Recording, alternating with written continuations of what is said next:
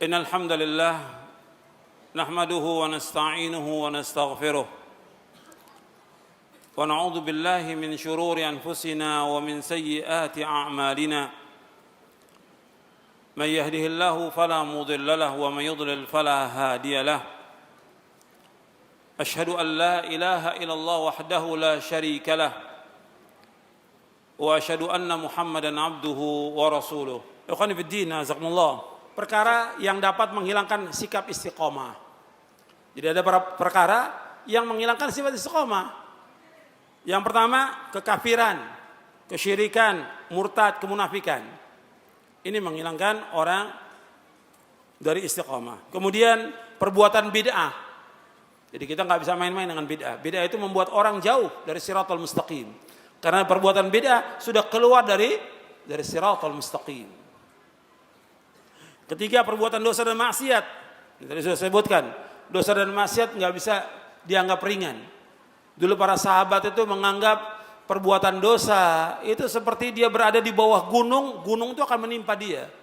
Tapi kita sekarang menganggap dosa itu seperti lalat yang nempel kemudian akan terbang. Nggak dianggap apa-apa. Padahal para sahabat luar biasa.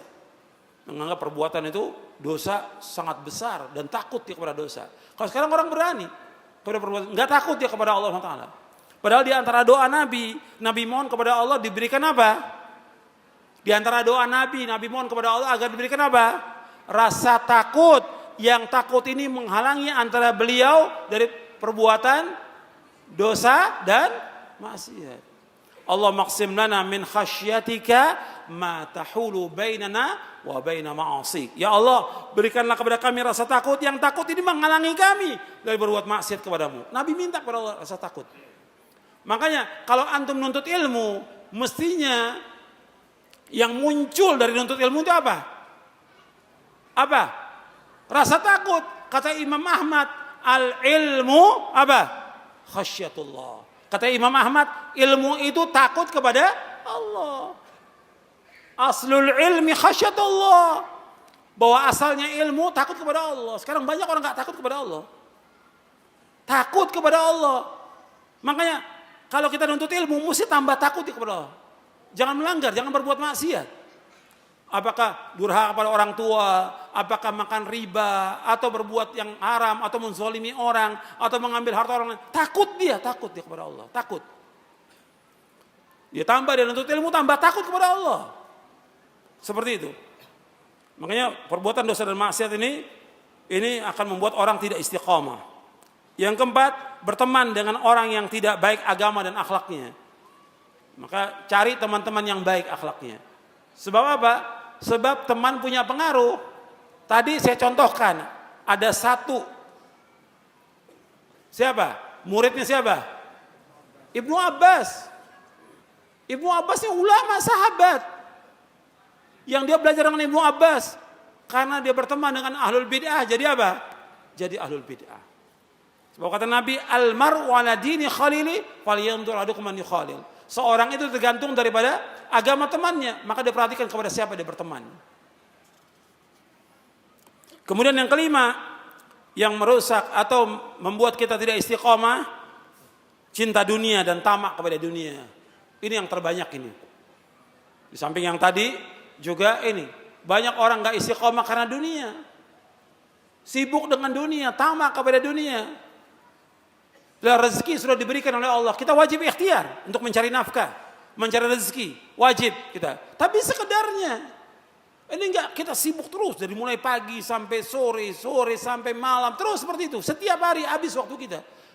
Sampai waktu ibadah kepada Allah kita lupa, nuntut ilmu lupa, baca Quran lupa, kepada orang tua lupa, sampai istri kadang-kadang enggak diberikan haknya oleh dia dan anaknya. Karena apa? Karena dunia. Orang yang sibuk dengan dunia dan tujuan hidupnya untuk dunia. Perhatikan hadisnya. Antum lihat di halaman 92. Halaman 92 antum lihat. Kata Nabi SAW, "Man kanatid dunya hammahu, farraqallahu alaihi amrahu, wa ja'ala faqrahu baina 'ainaihi, wa lam ya'ti minad dunya illa ma kutiba lah. Wa man kanatil akhiratu niyatahu, jama'allahu lahu amrahu, wa ja'ala ghinahu fi qalbihi, wa atathu dunya wa hiya raghimah." Kata Nabi SAW, barang siapa yang tujuan hidupnya adalah dunia, maka Allah akan mencerai-beraikan urusannya, menjadikan kefakiran di kedua pelupuk matanya, dan ia mendapat dunia menurut apa yang telah ditetapkan baginya. Dan barang siapa yang niat tujuan hidupnya adalah negeri akhirat, Allah akan mengumpulkan urusannya, menjadikan kekayaan di hatinya, dan dunia akan mendatangi dalam keadaan hina. Hadis sahih riwayat Ahmad, Ibnu Majah, Ibnu Hibban, dan yang lainnya. Antum perhatikan di sini. Nabi menyebutkan di sini dua, barang siapa yang tujuan hidupnya dunia. Satu lagi, barang siapa yang tujuan hidupnya akhirat. Yang tujuannya dunia, meskipun dia kerja terus pagi sampai malam, malam sampai pagi terus, tetap aja rezekinya segitu yang Allah kasih. Tapi orang yang tujuannya akhirat, apa kata Nabi Muhammad SAW di sini? Allah kumpulkan urusannya, dimudahkan urusannya oleh Allah. Kemudian apa? Wa ja'ala ghinahu fi qalbihi. Allah berikan kekayaan dalam hatinya. Karena hakikat kekayaan yang sebenarnya kaya apa? Kaya hati. Bukan kaya harta. Laisal ghina an kathratil ard walakin al ghina nafs, kata Nabi. Bahwa kekayaan itu bukan banyaknya harta, bukan. Tapi kekayaan yang hakiki kaya hati. Dia merasa cukup dengan apa yang Allah berikan, merasa puas dengan apa yang Allah berikan. Perhatikan. Orang yang merasa cukup dan puas dengan rezeki yang Allah berikan kepada dia, meskipun hanya sekedarnya dia dapat setiap hari, maka dia menjadi orang yang paling kaya di muka bumi ini. Antum ingat tuh, orang yang dia cukup dengan rezeki yang Allah berikan kepada dia, umumnya sehari dia cuma dapat 10.000 rupiah, cukup dia buat istri dan anaknya, cukup dia, dan dia puas, dan dia bersyukur kepada Allah, maka dia menjadi orang yang paling kaya di muka bumi ini. Kata Nabi SAW, warda bima qasamallahu laka takun agnan nas. Hendaklah kamu menjadi orang yang redha dan puas dengan apa yang Allah berikan rezeki pada kamu, maka kamu jadi orang yang paling kaya di muka bumi ini. Ini hadisnya Nabi SAW. Makanya kita merasa cukup. Dan Nabi menyebutkan juga termasuk orang yang bahagia. Dalam hadis yang sahih riwayat Muslim, Nabi bersabda, qad aflaha man aslama wa ruziqa kafafan wa qanna'a bima ata. Kata Nabi, sungguh sukses, sungguh beruntung, sungguh berbahagia orang Islam. Diberikan rezeki cukup dan dia puas dengan apa yang Allah berikan kepadanya. Dia orang yang beruntung, kata Nabi SAW. Bahkan orang yang dia paginya selamat, punya makan cuma itu aja, dan dia puas, dia seolah memiliki dunia, kata Rasulullah. Memiliki dunia. Cuma makan cuma satu piring dengan apa adanya, tapi dia memiliki dunia, kata Rasulullah SAW. Hadis riwayat Tirmidzi. Makanya kita harus puas dan cukup dengan apa yang Allah berikan. Kalau kita lihat sekarang ini orang banyak tamak pada dunia, gejar dunia, nggak merasa puas. Akhirnya apa? Lupa udah, nggak. Kadang-kadang sholatnya pun ditinggalkan oleh dia. Atau sholatnya zuhur menjelang asar, asar menjelang maghrib. Kenapa? Dunia. Maghrib menjelang isya, subuh udah nggak kelihatan sudah di masjid. Kalau subuh udah nggak kelihatan. Subuh nggak muncul di masjid ya. Dunia yang membuat dia rusak. Dunia membuat orang gak istiqomah karena dunia. Dan ingat, orang mukmin tujuan hidupnya apa? Orang mukmin tujuan hidup apa? Akhirat, bukan dunia. Dunia ini semuanya seisinya lebih jelek daripada bangkai kambing dunia ini. Makanya bodoh orang yang dia sibuk dengan dunia, tamak pada dunia, orang yang bodoh. Kata Al-Imam Ibnu Qayyim dalam kitabnya Uddatus Sabirin wa Dakhiratus Syakirin, orang yang tamak pada dunia adalah orang yang paling bodoh dan paling idiot akalnya di muka bumi ini. Gak punya akal. Kalau orang yang berakal, dia mesti tujuannya akhirat. Dunia ini kehidupan yang fana, kehidupan yang sebentar, kehidupan mimpi, fata morgana dunia ini. Tapi akhirat kehidupan yang kekal dan abadi. Allah berikan rahmat di muka bumi ini berapa? Allah berikan rahmat di muka bumi berapa? Satu, yang 99 di mana? Di akhirat. Kalau orang yang nyari satu, akalnya nggak waras. Paham? Bapak Ibu paham ya?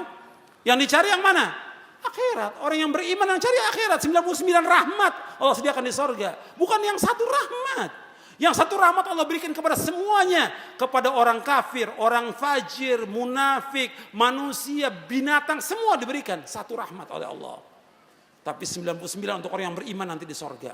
Yang dicari orang beriman yang 99. Makanya kita harus istiqomah dalam agama ini. Yang kita cari akhirat bukan dunia. Dunia gak ada arti apa-apa. Meskipun hanya seberat sayap nyamuk.